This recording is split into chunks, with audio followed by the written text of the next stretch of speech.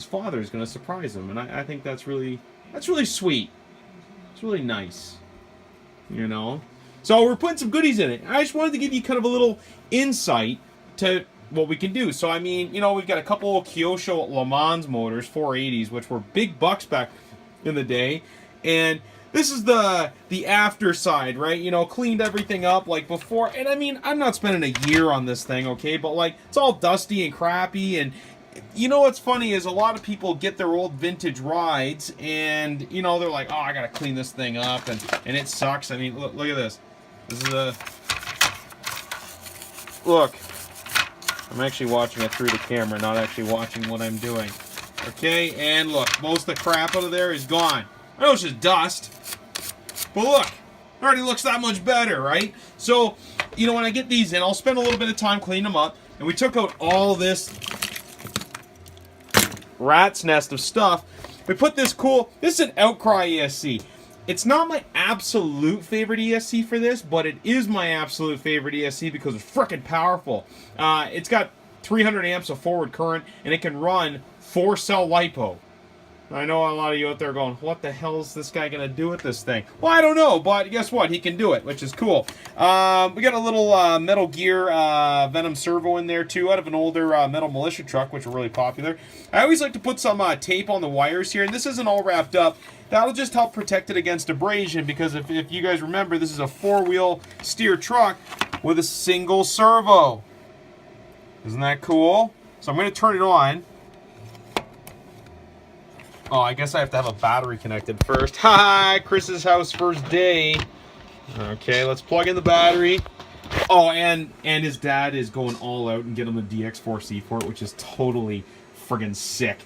That's the way I like to do a retro build. Yeah, I'll throw a whole bunch of technology at it, right? So when we steer it here, this guy twists 2 linkages that go to these top bars here. Now, I know I might not be showing anything new, it's really cool, okay? So I gotta turn this off here, okay? Okay, go away.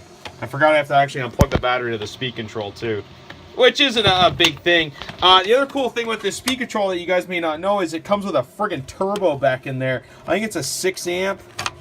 Yeah, 6 amp turbo back. It's huge. A BEC is a battery elimination circuit.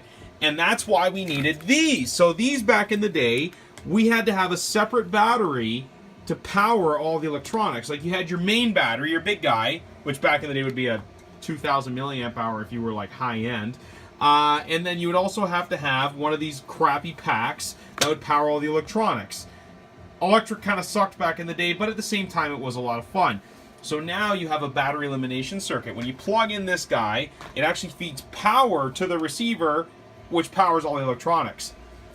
The downside is when you have a big burly truck like this, it takes a frickin' lot of power. Now I know it's only a single servo, mind you, but the more power the merrier. So with these turbo BECs, which are kind of bulbous, kind of bulky, and yes, I know it looks like a rat's nest in there, a lot of wires, but you know, it will give the steering servo all the power it needs, and it makes the system very efficient. Look, it's even got a little amplifier on the side. Sick. And this fan, blowing out air through these little heatsink galleys here. You can feel it from 2 feet away. I don't know who designed the speed control. They did actually a very fun and unique job. I didn't say good job, but fun and unique. And you know what? They did a great job. It's a lot of fun. So, anyways, you know, now a build like this can get up there, right? You know, you got a speed control, you got a nice radio, you got a new servo in there because we had to change the servo, got a battery charger. You know, you're going to be a few $100. But a lot of times we can just set you up with basic stuff, get you up and running for a couple $100 with a 2.4, you know, and you add the battery and a fast charger. It adds up a little bit, but we can build these any way you want. So anyways, I just wanted to give you a little preview of, you know, of what we can do with this stuff. And I know you're going to get it after Christmas, but hey, Merry Christmas to Noah from Chris's house there. That's nice.